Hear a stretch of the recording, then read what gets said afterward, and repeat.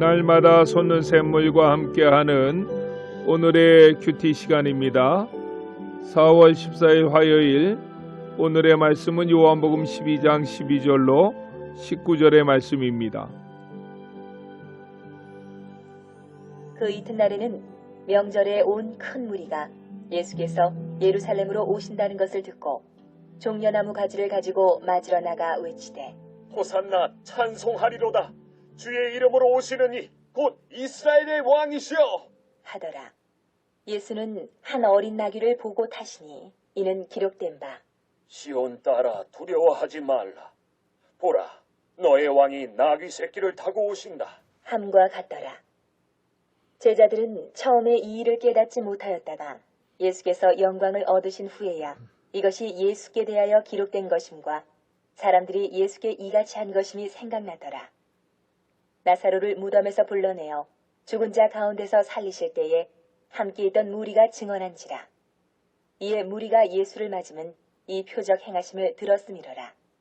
바리새인들이 서로 말하되 헐지어다. 너희 하는 일이 쓸데없다. 보라, 온 세상이 그를 따르는도다 하니라. 새로운 아침입니다. 여호와 니시, 하나님의 승리가 내 삶 가운데 충만하기를 기도드립니다. 오늘 본문의 말씀은 예수님께서 예루살렘 성에 입성하시는 장면입니다. 요한복음의 중요한 기록 중에 하나는 예수님께서 공생의 기간 중에 지키신 유월절을 요한복음에는 모두 기록하고 있다는 사실입니다. 예수님은 공생의 기간 중에 4번의 유월절을 지키셨습니다. 첫 번째 유월절은 요한복음 2장 13절 이하의 내용인데 예루살렘에 가셔서 성전을 정결케 하신 사건입니다. 두 번째 유월절은 요한복음 5장 1절 이하의 내용인데 예루살렘에 가셔서 베데스다 목가에 누워있던 38년 된 병자를 고쳐주신 사건입니다.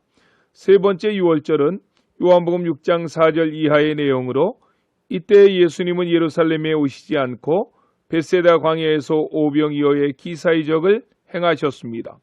네 번째 유월절은 오늘 본문의 사건으로 십자가를 지시기 위해 예루살렘에 오셨고 금요일에 십자가에 못 박혀 돌아가십니다. 13절 말씀을 보면 네 번째 유월절에 예수님께서 예루살렘에 입성하실 때에 백성들이 예수님을 환영했습니다. 왜 그렇습니까? 당시 유대인들은 로마의 압제하에 고난을 당하고 있었고 예수님이 이 고난을 해결해 주시기를 바랬기 때문입니다. 유대인들이 지켰던 3대 절기가 있습니다.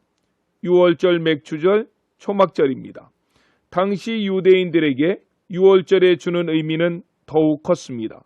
왜 그런가 하면 유월절은 이스라엘 백성들이 430년 동안 애굽의 압제하에서 고통을 당할 때 지도자 모세의 등장으로 애굽에서 해방된 것을 기념하여 지켰던 절기였기 때문입니다.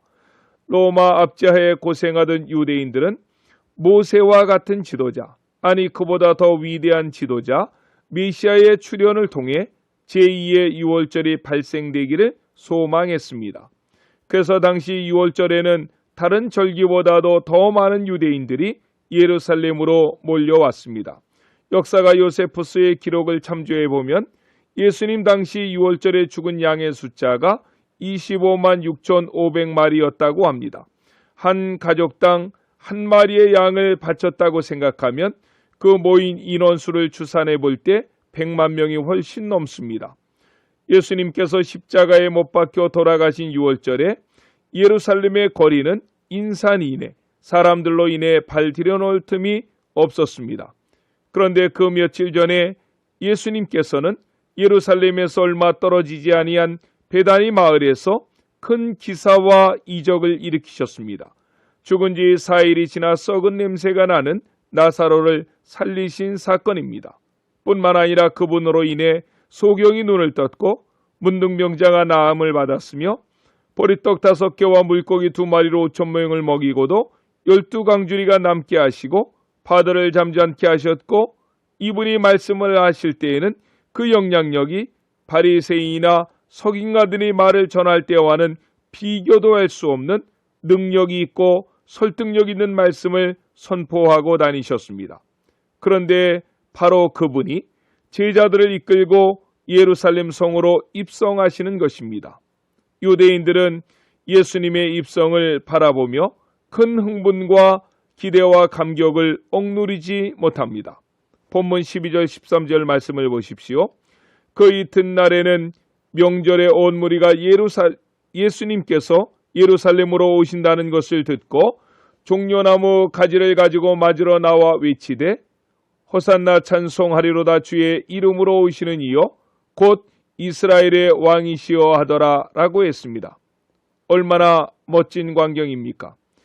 그들의 외치는 그 말의 의미와 뜻을 알았는지 몰랐는지 그것이 중요한 것이 아닙니다.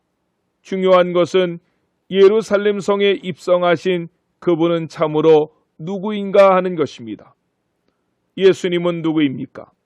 오늘 본문에서 두 가지만 묵상하려고 합니다. 첫 번째로 예수님은 우리의 구원자가 되십니다. 본문 13절 상반절에서 유대인들이 외친 말 중에 호산나 하면서 예수님을 맞이했습니다. 호산나라고 하는 말의 뜻은 오늘 구원하소서 혹은 이제 구원하소서라는 말입니다. 그들의 외친 내용처럼 우리 예수님만이 영원한 구원자가 되시고 구속자가 되시는 것입니다. 둘째로 예수님은 우리의 왕이 되십니다. 13절 하반절에서 예수님을 향해 외쳤던 백성들의 또 다른 외침은 이것이었습니다. 주의 이름으로 오시느니 곧 이스라엘의 왕이시여 라고 했습니다. 당시 관습상 종려나무 가지를 흔드는 것은 왕이 지방을 순회하고 행차할 때 그 지방 백성들이 왕을 환영하며 맞이하는 자세라고 합니다. 이스라엘 백성들이 그 손에 종려나무 가지를 쥐고 흔들었고 입으로는 예수님을 향하여 이스라엘의 왕이라고 불렀습니다. 주님은 그렇게 맞이하는 백성을 제지하지 아니하시므로 그분 스스로가 왕권을 인정하셨던 것입니다. 예수님 오시기 800년 전에 이사야 선지자는 이사야 9장 6절에서 이렇게 예언했습니다. 한 아기가 우리에게 낳고 한 아들을 우리에게 주신 바 되었는데 그 어깨에는 정사를 메었고 그 이름은 기묘자라 모사라 전능하신 하나님이라 영존하신 아버지라 평강의 왕이라고 했습니다. 맞습니다. 예수 그리스도 그분만이 영원하고 유일한 우리의 왕이 되십니다. 그런데 그분은 우리를 압제하고 억압하는 왕이 아니라 겸손한 왕이십니다. 이 땅에 평화를 주기 위해서 오신 왕이십니다.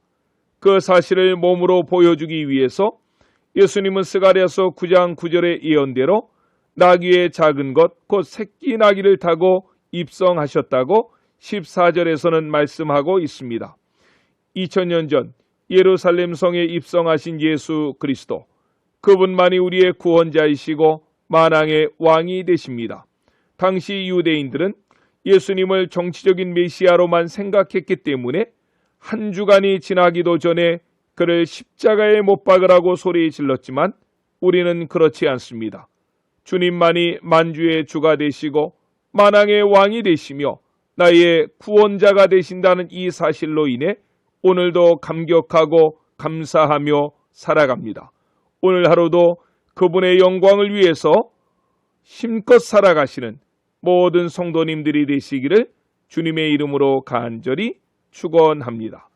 아멘. 기도하시겠습니다. 사랑해 주님 감사합니다. 십자가를 지시기 위해 예루살렘에 입성하신 주님은 우리의 구원자가 되시며 만왕의 왕이 되십니다.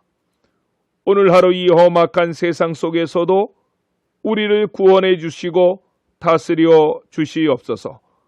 예루살렘에 모였던 수많은 군중들처럼 나의 유익을 위해서 예수님을 이용하지 않게 하시고 그분의 겸손을 본받아 오늘도 이웃을 섬기고 하나님을 온전히 섬기는 하루가 되게 해 주시옵소서. 코로나19로 아파하는 이 땅을 치료해 주시며 이 어려움 속에서 교회가 희망이며 능력이 되게 해 주시옵소서. 총선을 앞에 두고 있습니다.